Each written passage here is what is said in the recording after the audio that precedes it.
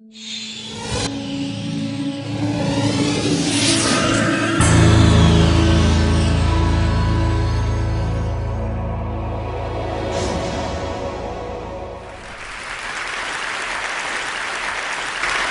know the truth of what I'm going to say. I think the intuition that inequality is divisive and socially corrosive has been around since before the French Revolution. What's changed is we now can look at the evidence, we can compare societies, more and less equal societies, and see what inequality does. I'm going to take you through that data and then explain why the links that I think I'm going to be showing you exist. But first, see what a miserable lot we are. I want to start, though, with a paradox. This shows you life expectancy against gross national income, how rich countries are on average. And you see the countries on the right, like Norway and the USA, are twice as rich as Israel, Greece, Portugal on the left. And it makes no difference to their life expectancy at all. There's no suggestion of a relationship there. But if we look within our societies, there are extraordinary social gradients in health, running right across society. This again is life expectancy. These are small areas of England and Wales, the poorest on the right, the richest on the left. Not a difference between the poor and the rest of us. Even the people just below the top have less good health than the people at the top. So income means something very important within our societies and nothing between them.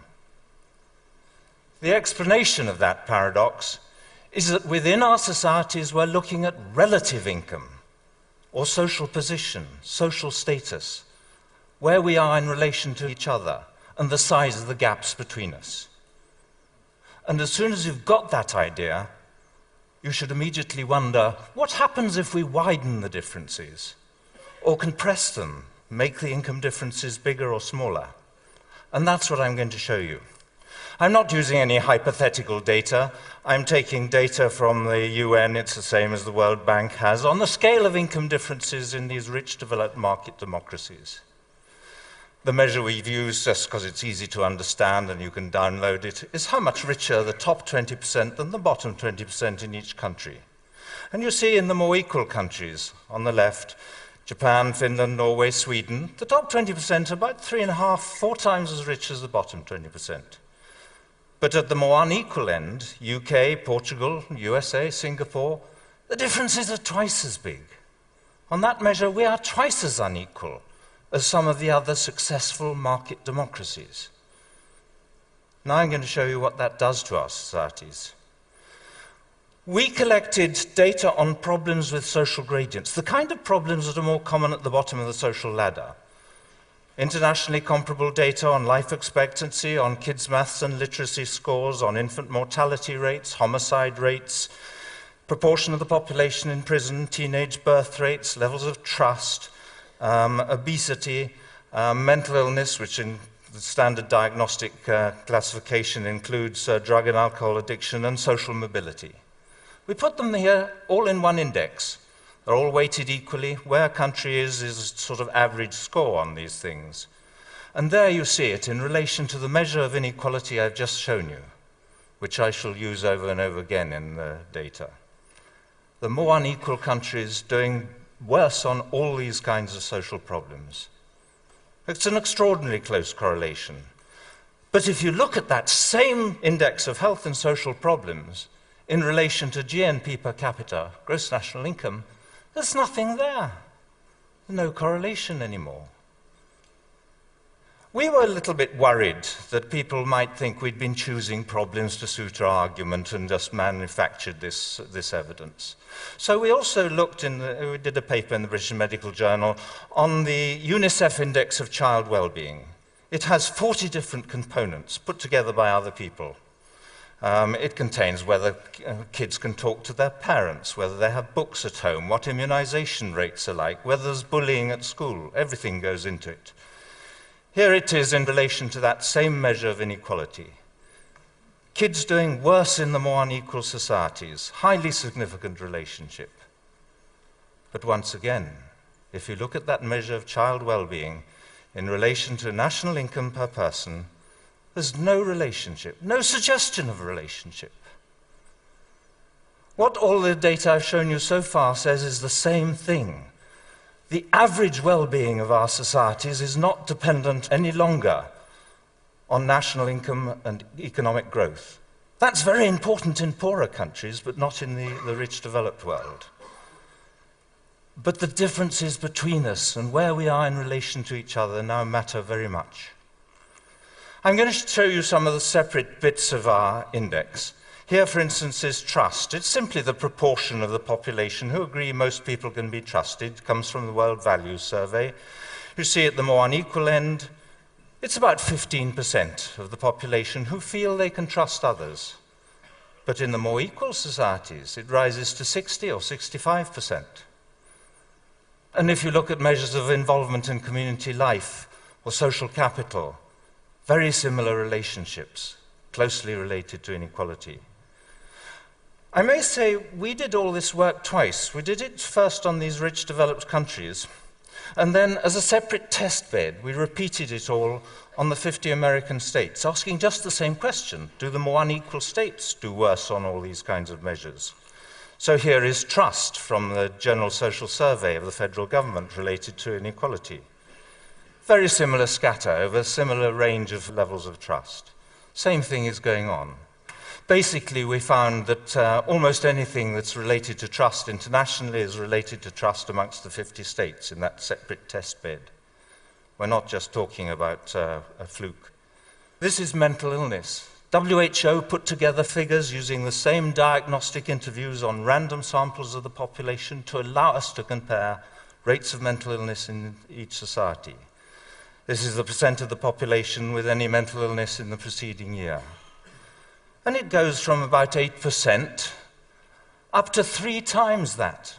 Whole societies with 3 times the level of mental illness of others. And again, closely related to inequality. This is violence. These red dots are American states and the blue triangles are Canadian provinces. But look at the scale of the differences. It goes from 15 homicides per million up to 150. This is the proportion of the population in prison. There's about a 10-fold difference there, log scale up the side, but it goes from about 40 to 400 people in prison. That relationship is not mainly driven by more crime. In some places that's part of it. But most of it is about more punitive sentencing, harsher sentencing. And the more unequal societies are more likely also to retain the death penalty. Here we have children dropping out of high school. Again, quite big differences, extraordinarily damaging if you're talking about using the talents of the population. This is social mobility. It's actually a measure of mobility based on income. Basically, it's asking, do rich fathers have rich sons and poor fathers have poor sons? Or is there no relationship between the two? And at the more unequal end, father's income is much more important. In the UK, USA, and in countries, the Scandinavian countries, father's income is much less important. There's more social mobility. And as we like to say, and I know there are a lot of Americans in the audience here, if Americans want to live the American dream, they should go to Denmark.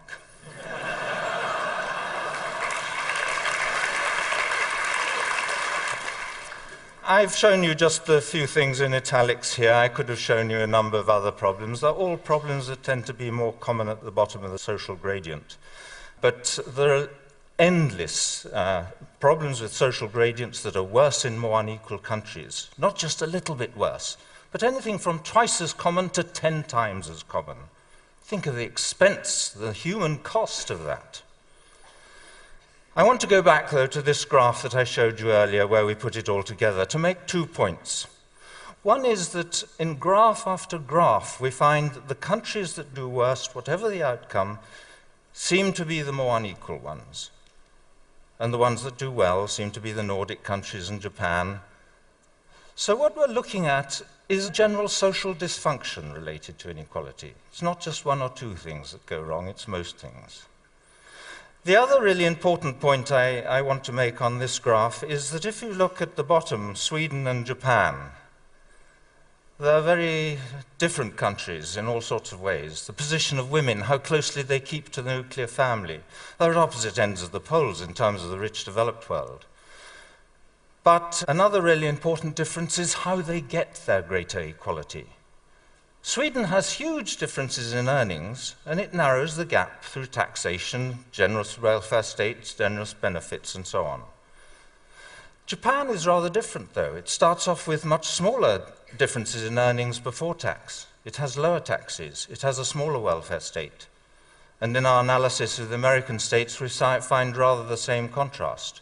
There are some states that do well through redistribution, some states that do well because they have smaller income differences before tax. So we conclude that it doesn't much matter how you get your greater equality as long as you get there somehow. I'm not talking about perfect equality, I'm talking about what exists in rich, developed market democracies. Another really surprising part of this picture is that it's not just the poor who are affected by inequality. There seems to be some truth in John Donne's "No Man is an Island." In a number of studies, it's possible to compare how people do in more and less equal countries at each level in the social hierarchy. This is just one example. It's infant mortality. Some Swedes very kindly classified a lot of their infant deaths according to the British Registrar General's socioeconomic classification.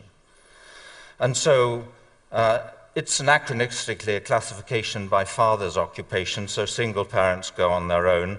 But then the low, where it says low social class, that's unskilled manual occupations. It goes through towards the skilled manual occupations in the middle, then the junior non-manual, going up the high to the professional occupations, doctors, lawyers, directors of larger companies. You see there that Sweden does better than Britain all the way across the social hierarchy. The biggest difference is at the bottom of society, but even at the top, there seems to be a small benefit to being in a more equal society. We show that on about 5 different sets of data covering educational outcomes and health in the United States and internationally. And that seems to be the general picture, that greater equality makes most difference at the bottom, but has some benefit even at the top. But I should say a few words about what's going on. I think I'm looking and talking about the psychosocial effects of inequality, more to do with feelings of superiority and inferiority, of being valued and devalued, respected and disrespected. And of course, those feelings of the status competition that comes out of that drives the consumerism in our society. It also leads to status insecurity. We worry more about how we're judged and seen by others, whether we're regarded as attractive, clever, all that kind of thing. The social evaluative judgments increase, the fear of those social evaluative judgments. Interestingly, some parallel work going on in social psychology. Some people reviewed 208 different studies in which volunteers had been invited into a psychological laboratory and had their stress hormones, their responses to doing stressful tasks measured. And in the review, what they were interested in seeing is what kind of stressors most reliably raise levels of cortisol, the central stress hormone. And the conclusion was it was tasks that included social evaluative threats to self-esteem or social status in which others can negatively judge your performance. Those kind of stressors have a very particular effect on the physiology of stress. Now, we have been criticized. Of course, there are people who dislike this stuff and people who find it very surprising. I should tell you, though, that when people criticize us for picking and choosing data, we never pick and choose data. We have an absolute rule that if our data source has data for one of the countries we're looking at, it goes into the analysis. Our data source decides whether it's reliable data. We don't. Otherwise, that would introduce bias. What about other countries?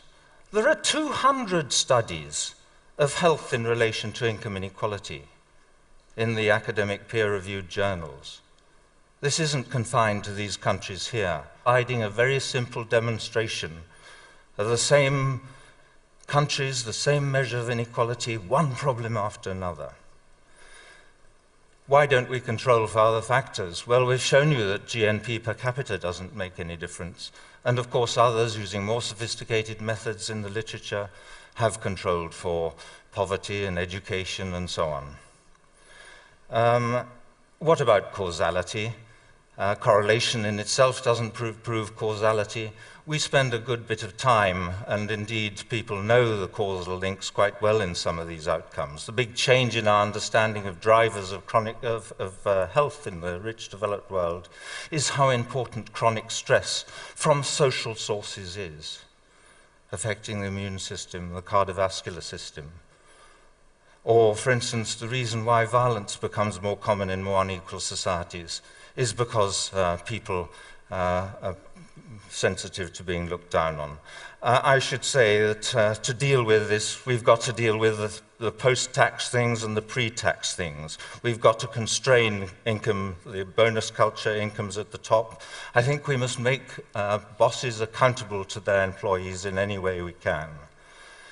I think the take-home message, though, is that we can improve the real quality of human life by reducing the differences in incomes between us. Suddenly we have a handle on the psychosocial well-being of whole societies, and that's exciting. Thank you.